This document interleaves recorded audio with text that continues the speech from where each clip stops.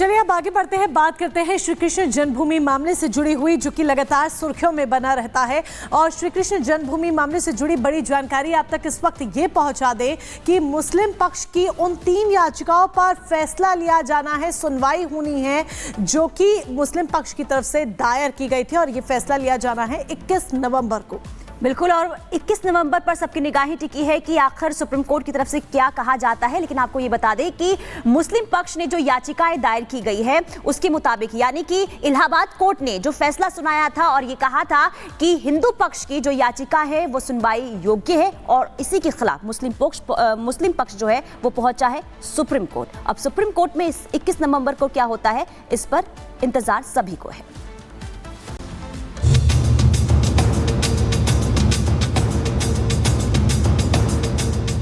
श्री कृष्ण जन्मभूमि और शाही ईदगाह मस्जिद को लेकर विवाद वर्षों पुराना है।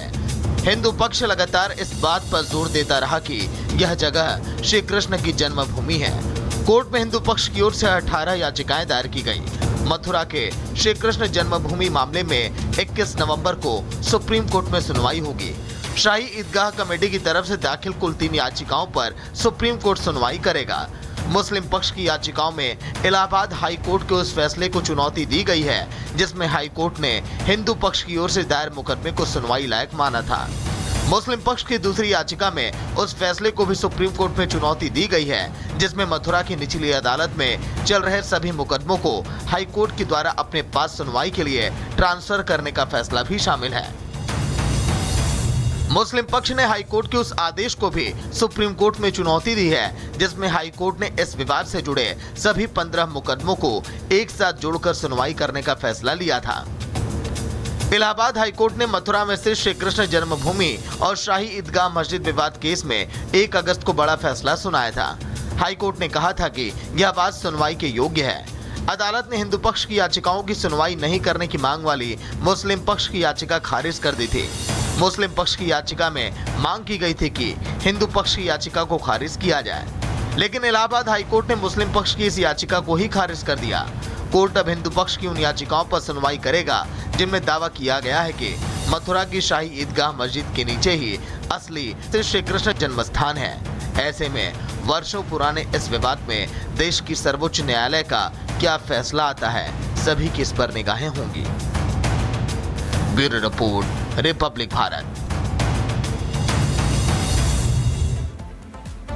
और चलिए इसी के साथ आगे बढ़ते हैं और अब आपको कुछ खास तस्वीरें दिखाते हैं। विदेशी सरजमी से ये खास तस्वीरें सामने आ रही हैं। रियो में प्रधानमंत्री नरेंद्र मोदी पहुंच चुके हैं और ये देखिए अपने होटल पहुंच चुके हैं प्रधानमंत्री नरेंद्र मोदी। और जब वो पहुंचे तो किस तरीके से भारतीय संस्कृति की एक झलक, अद्भुत झलक यहाँ पर देखने को मिली है पीएम नरेंद्र मोदी के पहुंचने पर। इससे पहले भी तस्वीर सामने आई थी कि पीएम मोदी जब पहुंचे तो किस तरीके से भारतीय समुदाय के लोगों ने वंदे मातरम के जयकारे लगाकर, नारे लगाकर पीएम का स्वागत किया था। और अब भी ये तस्वीर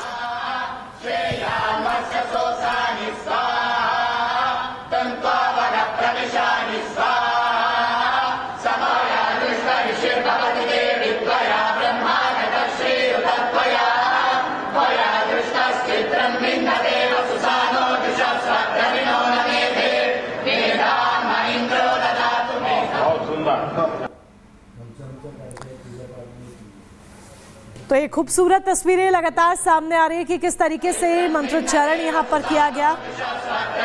बिल्कुल, देखिए तस्वीर आपको तो ये तस्वीर आपको दिखा रहे हैं। देखिए ये सभी धर्मों के जो धर्म गुरु हैं वो मंत्रोच्चारण करते हुए नजर आ रहे हैं और प्रधानमंत्री नरेंद्र मोदी सुनते हुए। और देखिए एक उत्साह जो है वो लोगों का देखने को मिलता है जब जब प्रधानमंत्री नरेंद्र मोदी विदेश दौरे पर रहते हैं और भारतीय लोगों के बीच में पहुंचते हैं। और ऐसे ही कुछ तस्वीरें देखिए नाइजीरिया से कल सामने आ रही थी और आज ये रियो की तस्वीर आपको दिखा रहे हैं जहाँ भव्य स्वागत प्रधानमंत्री नरेंद्र मोदी का यहाँ पर हो रहा है। चेहरे पर एक बड़ी सी स्माइल सभी भारतीय समुदाय के लोगों पर, और हर कोई रूबरू होना चाहता है, मिलना चाहता है, फोटो खिंचवाना चाहता है। और यही वजह है कि देखिए किसी को निराश प्रधानमंत्री नरेंद्र मोदी यहाँ पर करते हुए नजर नहीं आ रहे हैं। एक उनका प्रोटोकॉल होता है लेकिन उससे बाहर हटकर वो सभी से मिलते हुए नजर आ रहे हैं, हाथ मिलाते हुए नजर आ रहे हैं। खास करके देखिए बच्चे हो, बूढ़े हो, महिलाएं हो, हर किसी में एक उत्सुकता जो है वो काफी नजर आ रही है, क्योंकि देखिए ब्राजील जब वो पहुंचे हैं तो उनका स्वागत किस तरीके से हो रहा है, भारतीय संस्कृति को यहाँ पर दर्शाया जा रहा है। और जो ये महिलाएं नाच गाना कर रही हैं, गरबा करते हुए नजर आ रही हैं, ये गुजरात का पारंपरिक नृत्य और उसी पोशाक में ये नजर आ रही हैं। आपको बता दें कि जब प्रधानमंत्री नरेंद्र मोदी कल नाइजीरिया पहुंचे थे तो कुछ इसी तरीके का वहां पर भी स्वागत करते हुए जो भारतीय लोग हैं, भारतीय समुदाय के लोग हैं, वो नजर आ रहे थे। और आज ब्राजील से ये तस्वीर सामने आ रही है और ये जो तस्वीर आपको दिखा रहे हैं मंत्रोच्चारण की, ये भी अपने आप में बेहद खूबसूरत और एकता का संदेश देती हुई ये तस्वीर। बहरहाल अब आगे बढ़ते हैं, आगे और खबरों का रुख करेंगे। राम के अस्तित्व और राम सेतु पर बार बार सवाल खड़े करने वाली कांग्रेस का सनातन विरोधी चेहरा एक बार फिर से सामने आ गया है। बिल्कुल, और एक बार फिर से देखिए कांग्रेस के नेता यानी कि जीतू पटवारी की तरफ से कुछ ऐसा कह दिया गया है जिसे लेकर जबरदस्त तरीके से बवाल शुरू हो चुका है। लेकिन जीतू पटवारी ने ऐसा क्या कह दिया है और एक बार फिर से कांग्रेस का सनातनी विरोधी चेहरा सामने निकलकर क्यों आ गया है, आपको रिपोर्ट के जरिए दिखाते हैं।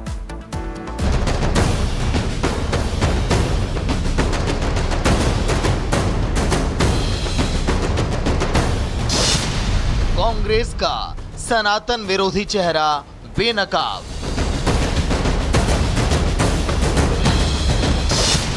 पहले राम सेतु पर सवाल,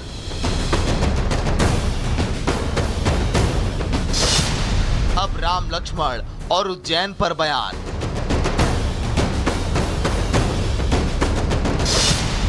राम विरोधी कांग्रेस फिर एक्सपोज।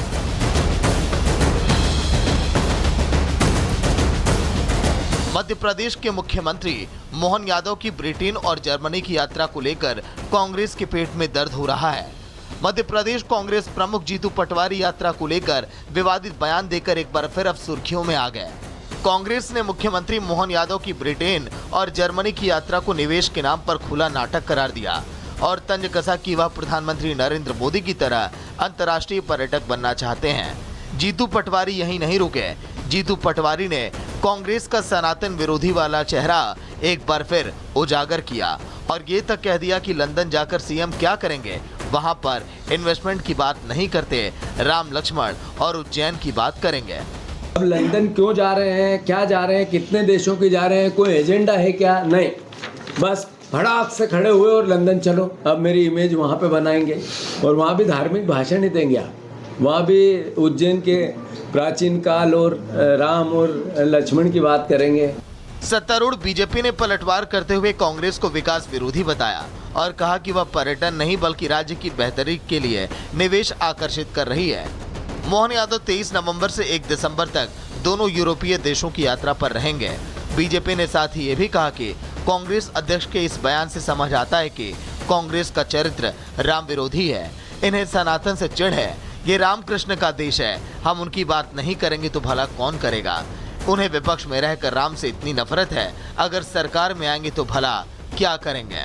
ये जो राम है, ये जो श्याम है और ये शिव है, ये हमारी आस्था के केंद्र है। हम जहां जाएंगे वहां इनकी जयकार करेंगे और इनकी जयकार से ही मध्य प्रदेश में आज भाजपा की सरकार है। मैं मध्य प्रदेश वासियों को पुनः आगाह करना चाहता हूं कि जरा इस तरह के नेताओं के बिगड़े बोल सुनिए। जब ये विपक्ष में है तब इतनी